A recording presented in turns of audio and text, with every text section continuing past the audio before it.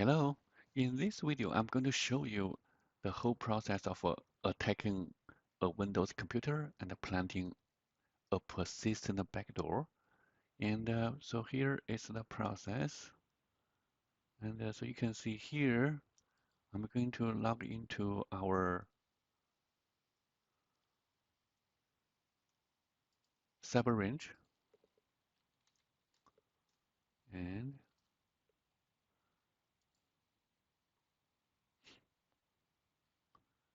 okay, this is my way of logging into this website. So what I need in this case is this Caddy VM. And I can adjust this, make it a little bit good for me. Okay, not bad. Okay, so here is our Kali VM, and I already got into the Windows 10 VM in Cyber Range using the remote desktop from my Windows computer, from my local Windows computer. And so the first thing we got to do here is because we are going to do the attack, right? We need to actually change the code so that the code will target our victim here. Okay, and so here, let me get into this attack folder. And I'm going to use Emacs, but you can use like this gedit here. I think I'm going to use gedit because it's easy to use. Okay, text editor. Then let me, yeah, attack. This is shell code. Yeah, that's the recent one, but let me show you the whole folder here. So this is the one I want to use. So you can see here, this is our attack code. We have two things to change. The first one is a victim IP. And so because we are going to attack this Windows computer, right?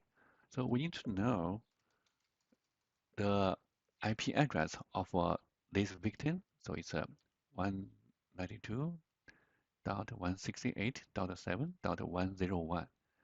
7101. Okay.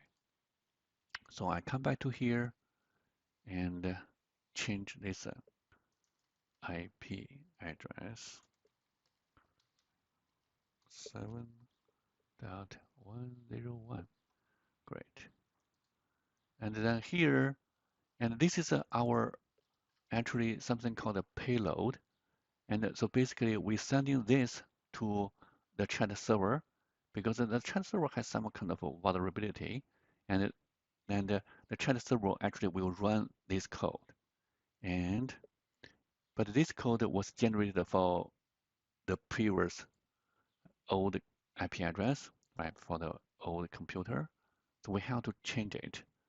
And you can see this is the command to change it. So we should change it here.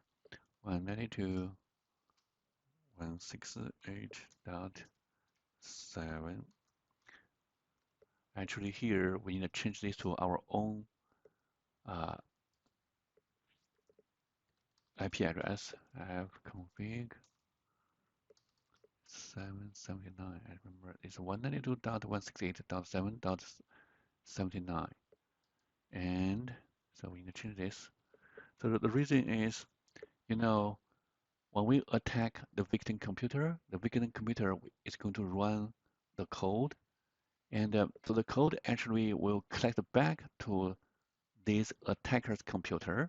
And this attacker's computer has an IP address of 192.168.7.79. Okay, so that's why I'm changing here. And so here, everything else is okay. So now let me copy this to the command line here. Good. Let me copy the other half here.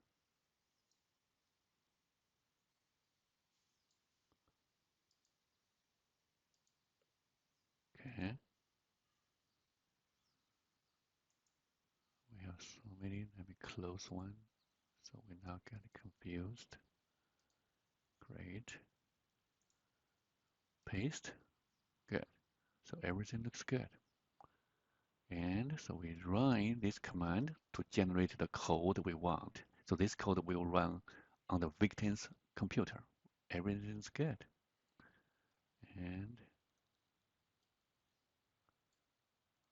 okay, so we copy this part,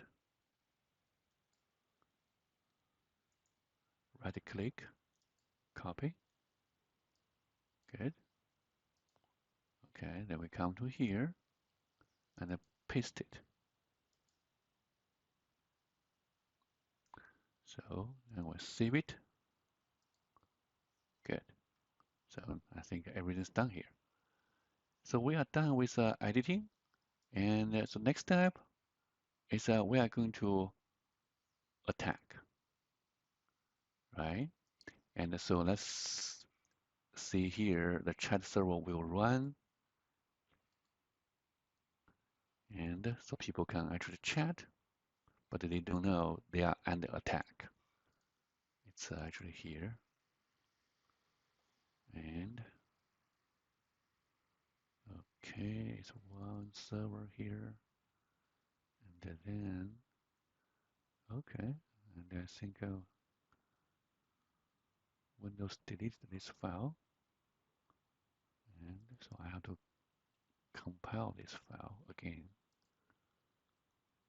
Go to this one. Okay, so here we have the command to compile it.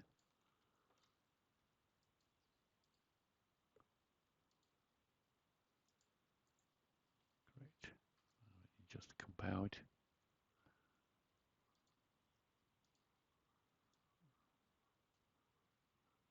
I push the enter so it will compile.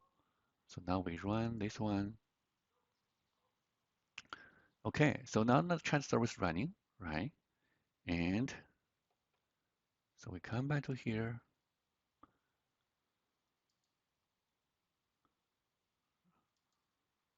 Good. And then, so if you don't believe it is running, then we can actually try. Okay, for example, I go to the chat client. So then I do Python 3 client. Okay. And that symbol means we want to run this program in the background, but the GUI will pop up, right? This one we have to change it. 192.168.7.101. Other things is okay. Great. Now you can see it's running. And so people can use the chat server to chat with each other, but we are going to deploy the attack. And so let me show you how we do the attack. And to do the attack, I need to first set up a pickup server. So because when we deploy the attack, so our actually code will be sent to that chat server. Somehow, the chat server will run our code. Then our code will connect back to the attacker computer. And so the attacker needs a program to pick up the collection, right? So here is a program called NC netcat, which can be used to pick up the collection. So we just run it. Okay, so now we can undo Control L to clean up the screen a little bit. And then here, let me go into this server and to the attack code here. So let me deploy the attack. 3 reverse shell. Great. So when I deploy the attack, I should be able to see here the Windows prompt will show up. Here, I hope everything is okay. This one, which one? This one, right? Okay. deploy. Where's my NC? I need to find them out. Yeah, these are my NCs, right? You can see now I see the Windows prompt, and I'm on this Kali Linux VM, but we got into the Windows 10 VM. If you don't believe it, you can see I can show everything here, right? And so the thing here, let me check if Windows is okay now. Windows still okay. And so here, let's see what is going on here.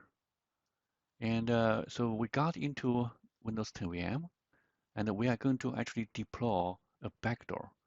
And the backdoor program is where? The backdoor program actually is here. And we assume it's already put onto the victim computer, but we can use this prompt window here to actually copy anything from remote to here. You can download to other things. So it's not really hard, but just make things simple. We assume the backdoor is already here. Okay, so it's actually here, workshop, and simple blend backdoor. Okay, so I'm going to copy this one to Windows startup folder so that every time when when the victim restarts this Windows 10 VM, then we can still get into this computer, even they don't run like the chat server.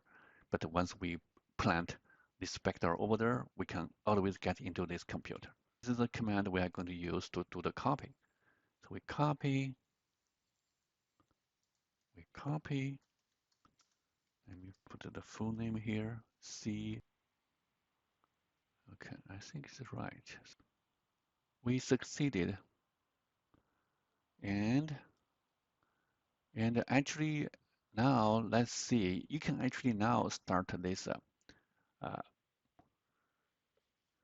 backdoor, and but I'm going to show you is I'm going to actually let's see. We here now we come to here, then the victim finds somebody attacked his computer, right? So he closed everything. Actually, Windows already deleted the file because Windows thinks that while on server.exe file is suspicious because we attacked it. So Windows thinks it is suspicious, but it's okay. We already planted a backdoor, right? And so now let's restart. So I mean, the victim thinks we got to restart so that everything will be good, right? And we restart. Okay, it's gone because it's gone because it comes to here. So it's restarting.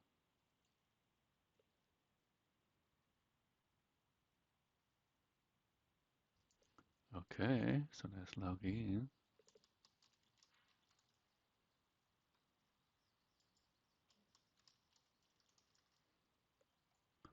Okay, not slow, pretty good. And so you can see here our backdoor actually started. You can hide this window, and so here actually, how do you do that? I can show you here. So this is actually our editor here.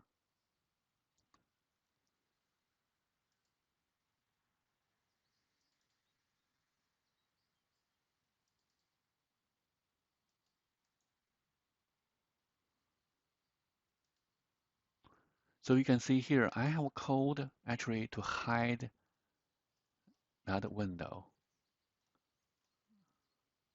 It is here. So if you uncomment these two lines and then compile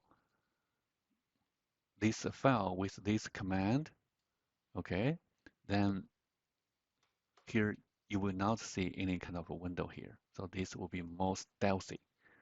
And but for the demo purpose, and I think it's okay. I'm going to leave this as a challenge for you guys. But anyway, you can see our backdoor is running. And so now let's come back, see if it works. So that's 101, right? And so here, Let me go to the attacker's computer. It's here.